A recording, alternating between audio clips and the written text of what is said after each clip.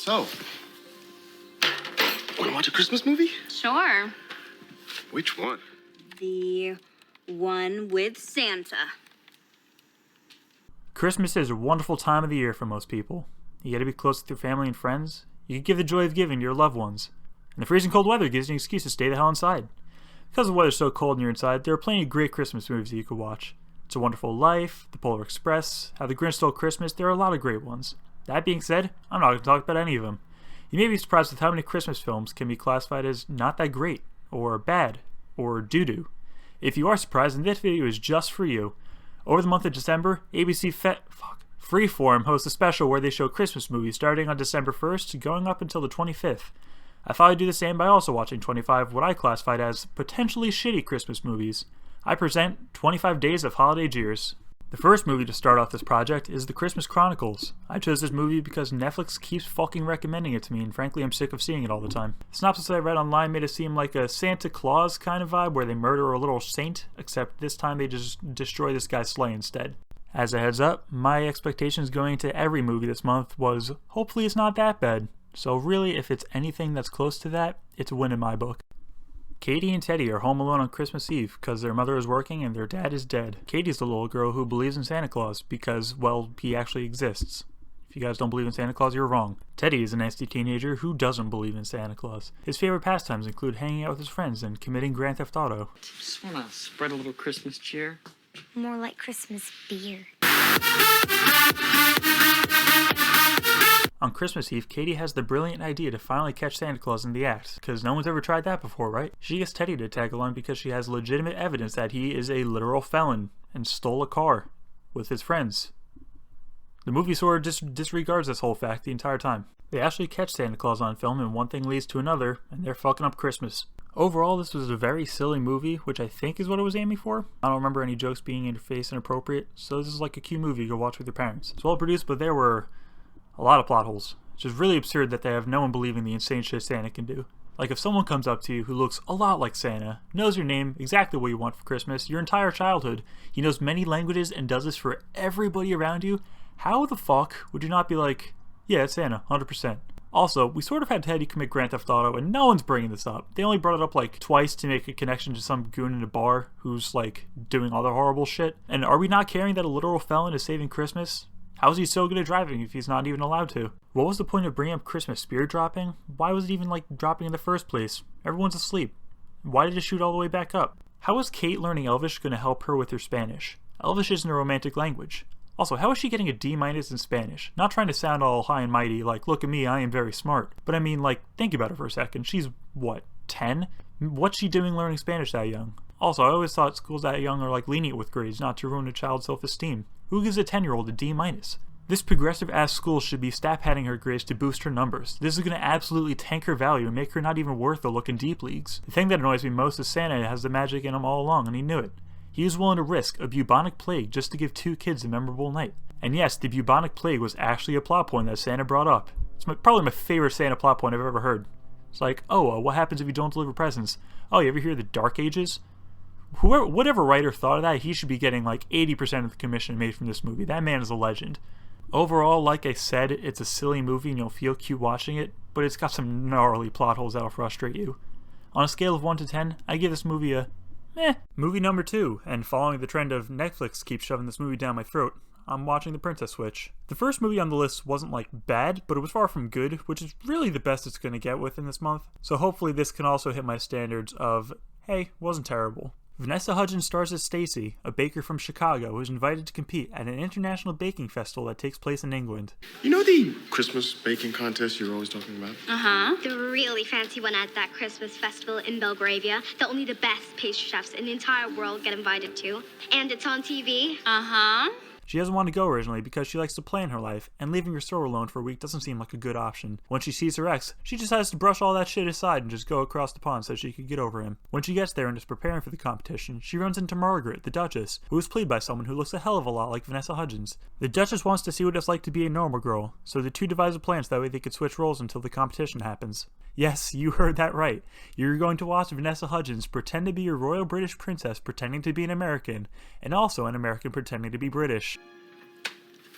Really? They have to blend into their roles so they won't get caught, especially from the respective boys in their life. Milady? Before we get into this, I want to bring up the difference between fiancé and fiancé. If your partner is a man, that man is known as the fiancé with one E. If your partner is the woman, she is known as the fiancé with two E's and an accent on the first. Thought about that a lot when I was watching these movies because there are a buttload of engagements throughout all of them. This movie was a trip. Well, you know what they say. A warm horse is a happy horse, and there's nothing better than a happy horse. It was a movie packed with Vanessa Hudgens and her lookalike co-actress being awkward the entire time. My body hurts watching all of it, and all of it was just so awkward. Also, how has Margaret never seen a Christmas movie? She said the one with Santa, then Kevin said, they all have Santa. Then they watched The Christmas Prince, which doesn't even have Santa in it. She doesn't get what she wanted, and Kevin is a dingus because he didn't listen to her. Are Duchesses, forbidden from watching movies? I feel like everyone in their life has watched some sort of Christmas movie before, even if you don't celebrate it. What I'm saying is, around the holiday season, everyone is commercially Christian, you know? They may not be down with the whole Jesus thing, but you're still going to belt the lyrics to All I Want for Christmas by Mariah Carey. Let's go back to the movie. Who was that guy that just kept showing up? You know, the old dude with the hat. What was he even, supposed to be? Do you want me to believe he's Cupid or the spirit of Christmas or something? Because I'm not buying it. Alright, can we please talk about the ending? Spoilers, obviously, in case you want to watch this dumpster fire. Vanessa Hudgens was on every possible side of cheating in that movie. She was simultaneously the homewrecker, the cheater, and the person cheated on, and the viewer is supposed to be okay with this? How can anybody be okay with what happened? The king and queen are now who gives a fuck about diplomacy? We don't need to have our son marry another royal. How can the prince be yeah, she's an ordinary girl whom I've known for 2 days. Doesn't matter to me. I'll marry her. How can Kevin be man, I thought I was falling in love with my friend that I've known for 12 years. But hey, it bamboozled me. Let's make out and watch more movies that don't have Santa in them. How could Stacy be I used to have plans for everything. But hey, who needs them? I'll listen to this strange dude who keeps appearing, make his phrase my new religion, and get married to the prince.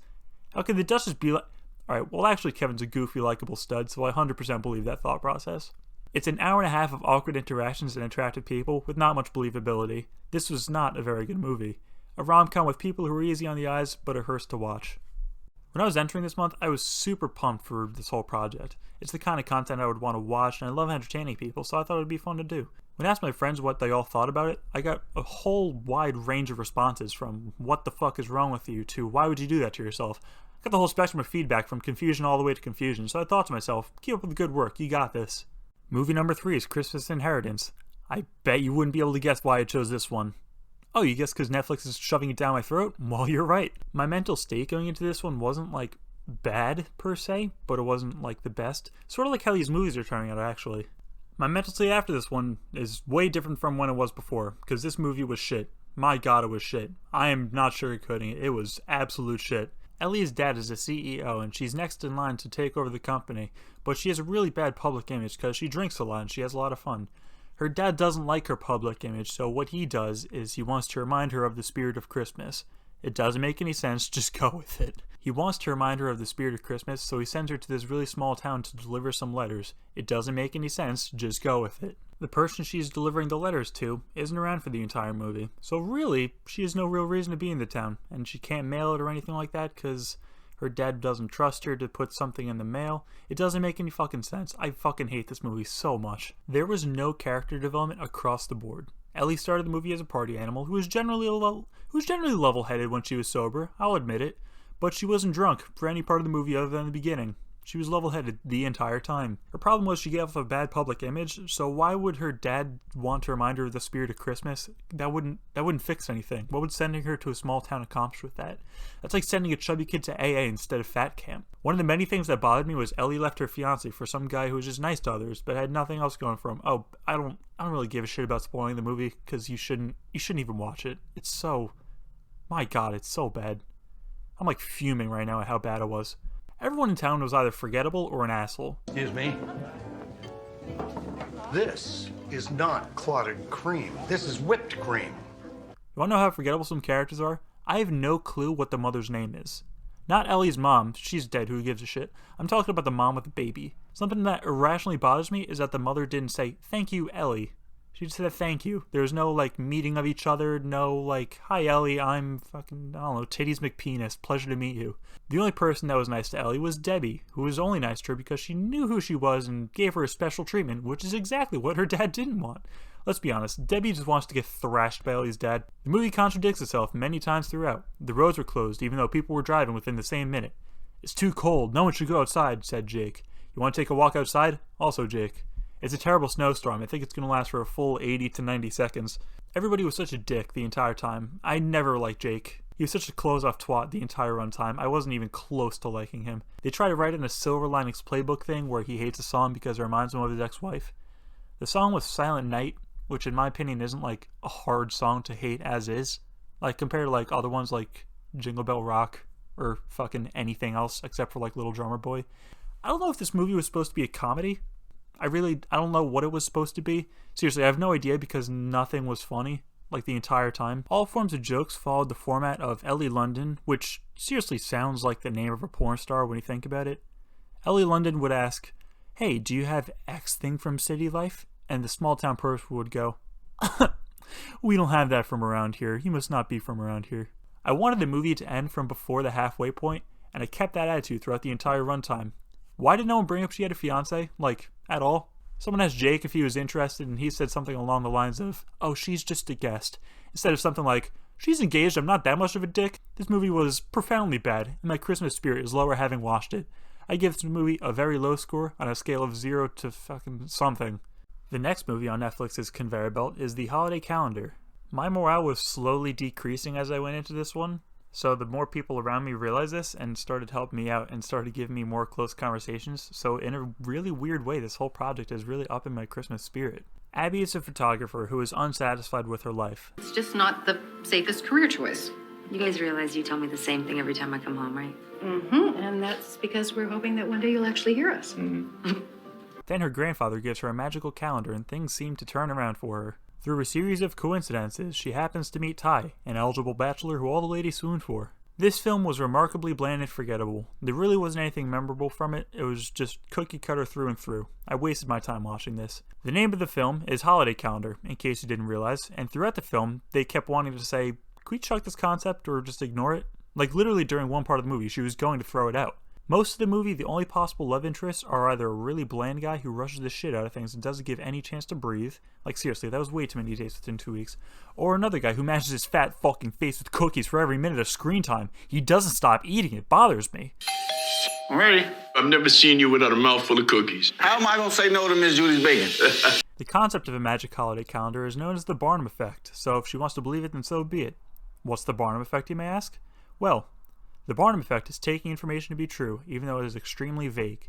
In this case, if the calendar produces snowflake, you could associate it to a hell of a lot of things. Like you'll take it as fate if it's snowing and you meet some guy, or there's snow on the ground and you meet some guy, or you're repeatedly stabbed with giant scissors by a mascot in a snowflake costume and then you meet some guy. Like you'll take all those things as fate.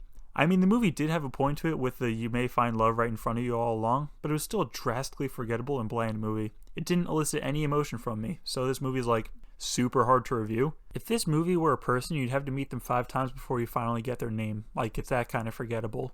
Like other Netflix movies that I've watched so far, it's well produced, but the plot just kind of sucks eggs. I would have been better spending my hour and a half elsewhere, like watching some other bad Christmas movie.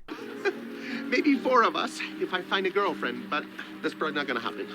3 of us.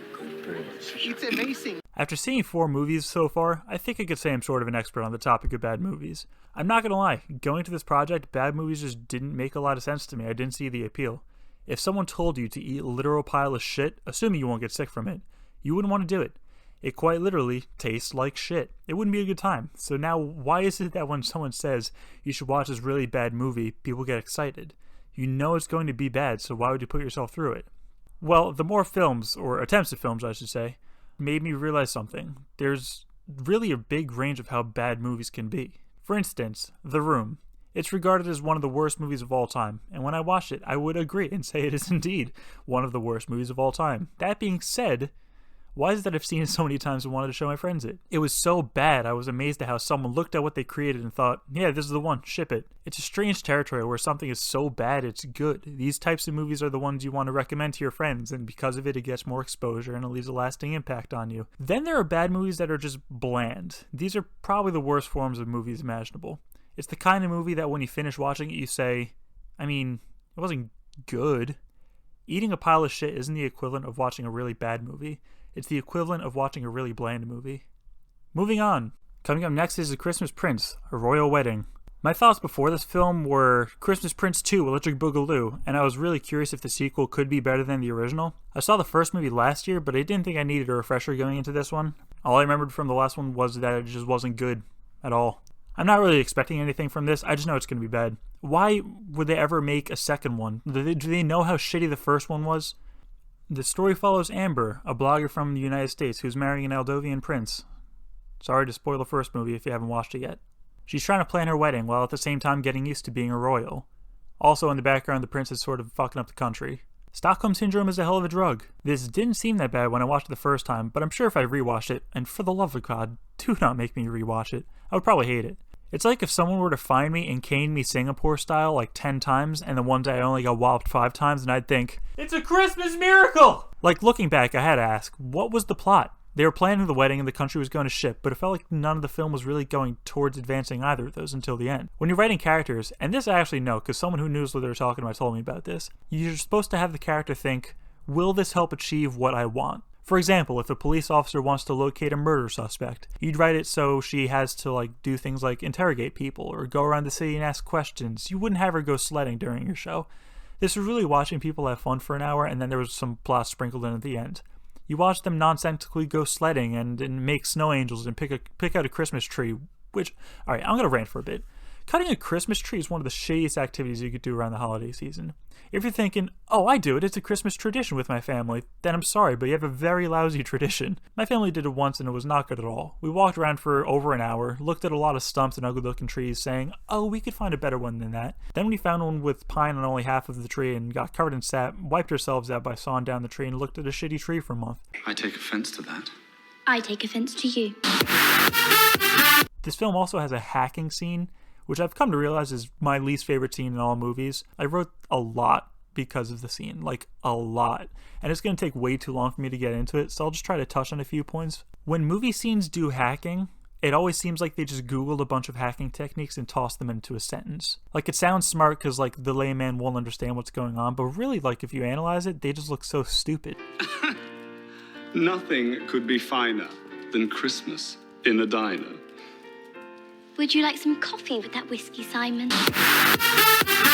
Also, why does no one seem to think hacking is illegal? It's super illegal. If you stole a key to someone's house, that doesn't mean you could go into their house. This little girl has experienced an illegal hacking, and we're supposed to be okay with her hacking into a government database. Anyway, I laughed at the jokes they told mainly because it took a lot of shitty jokes to get here. At first I didn't think this was a bad movie, but that's purely because I watched 4 pieces of shit before this. The more I think about it, there were some really weird plot points in the movie. Spoilers. They let Simon back into the family because it's Christmas, and Christmas is about family. They're just dusting to the side how he tried to steal the crown. And why did they bring Leopold back? Leopold. Leopold!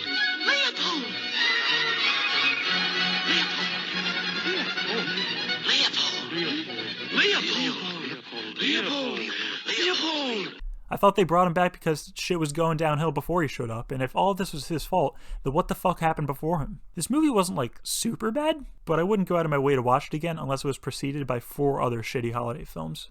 The last movie could have been way worse, so my Christmas spirit's a little high, I'm kind of excited for this next one. How bad could it be? Oh dear God, just make it fucking end. Kelsey is a wedding planner who is planning a wedding. No fucking shit, idiot. For her cousin, or her sister, or her best friend. They mention all of these in the movie in case you were curious. Everything seems to be going swimmingly until she sees the bride-to-be's ex-boyfriend Connor, who turns out to be a PI and is investigating into her fiancé. Okay, I'll be honest. I was not the target audience for this movie.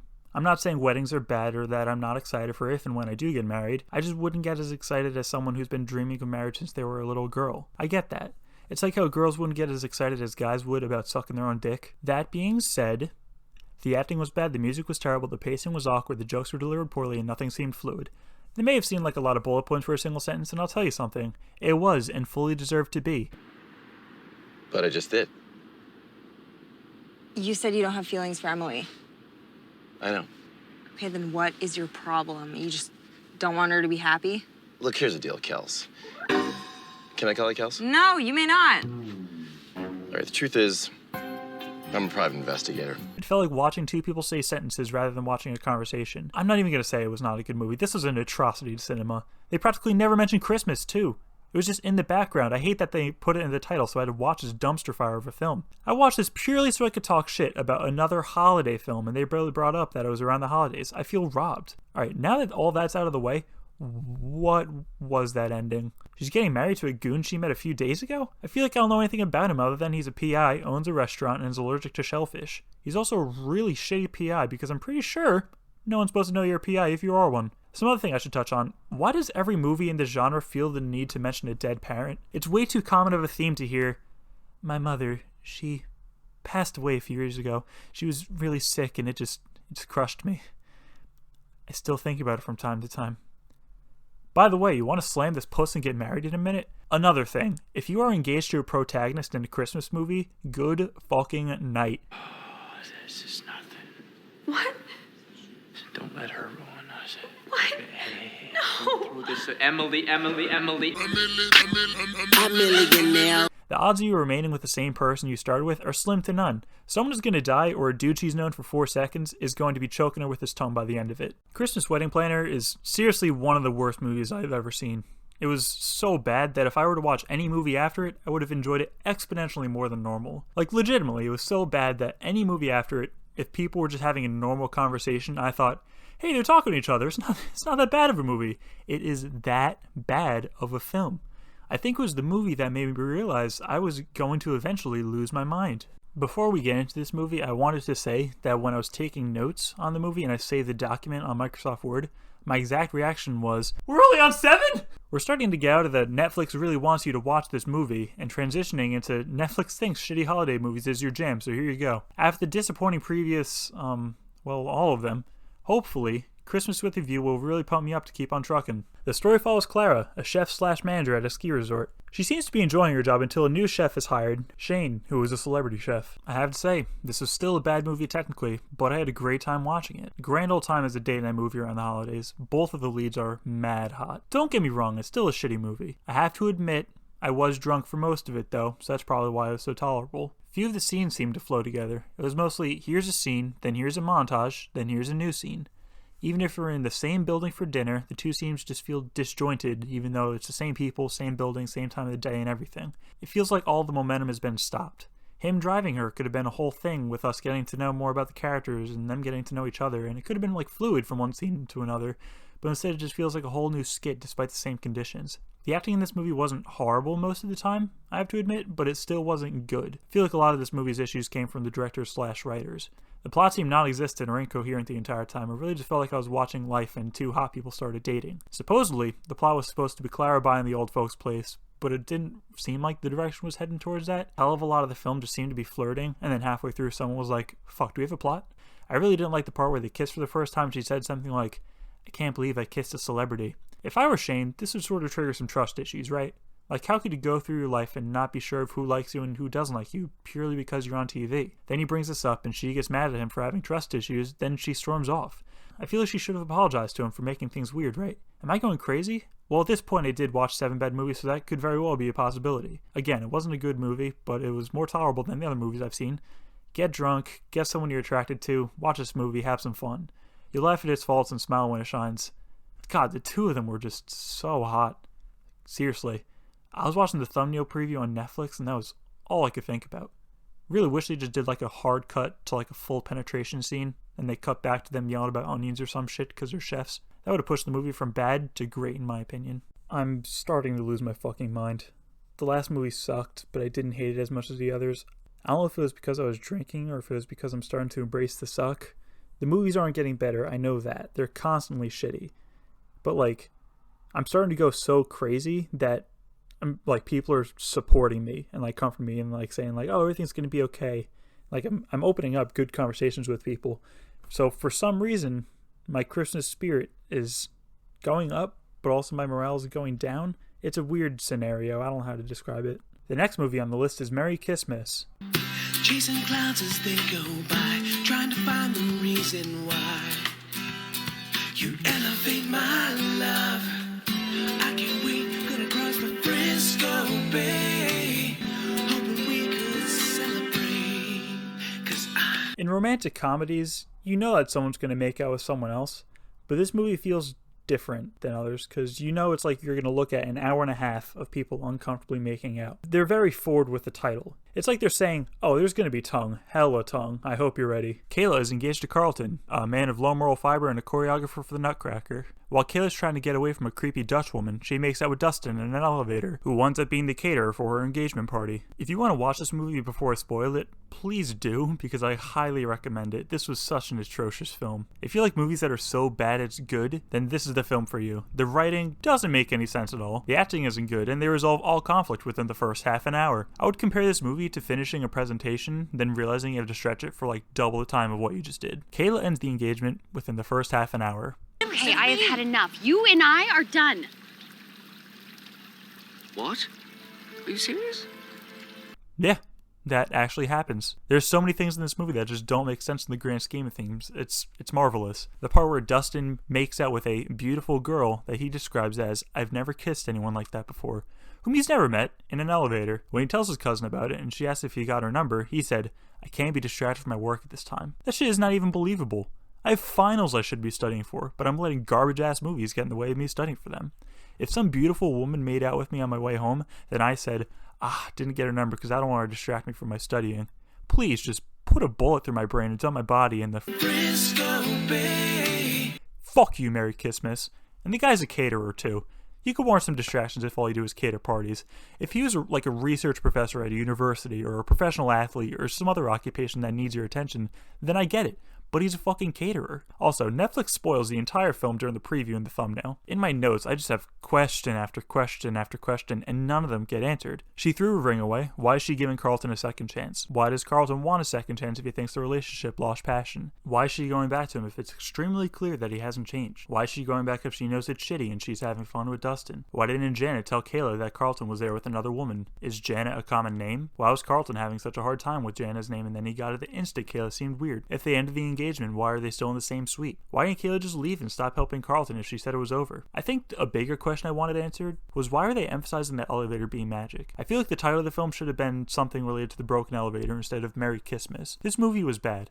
It was so bad. But I think watching this flick fully put me into the zone of insanity and I was turning into this kid. I wanted to watch more terrible movies. I still smile when I think of the movie, mostly because of the Frisco Bay. But it's just a disaster through and through. Those two movies were the ones that truly put me into the realm of insanity. I was laughing a lot at both of them despite them being terrible works of cinema. I had to resort to drinking to get through Christmas with a View. Merry Christmas was terrible. That being said, as I'm writing the script for this video, Merry Christmas brings a smile to my face every time. It's mainly because of the whole Frisco Bay. part of the garbage theme song that gets me. I've reached nirvana, or ketosis, or whatever the hell you want to call it. Insanity. I'm starting to really be able to appreciate the shitty movies. My mental state from here on out could best be described in the wise words of Sasha Grey. Fuck me harder in my little whore ass. The next movie is a Dogwalkers Christmas Tale. Just look at the title of the film. There are 0 people who worked on this and thought, oh yeah, we could challenge Citizen Kane.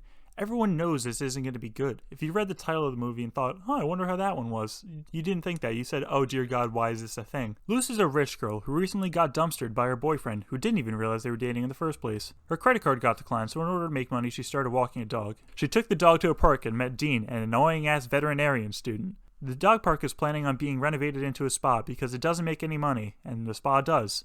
As a way of getting back at her ex, that's seriously why she committed to this whole thing, Luce is going to help organize a party in the dog park to prevent it from being taken down. This was a very middle-of-the-road movie. It could have been much, much worse, but it really wasn't too bad. My only complaints were that I hated Dean for most of the movie, Mr. Paxton was a terrible actor, some of the scenes were a little awkward with poor acting, and Luce's reasoning for helping the park was very fabricated. This isn't the first time that someone lying to their ex has led to a very fabricated plot.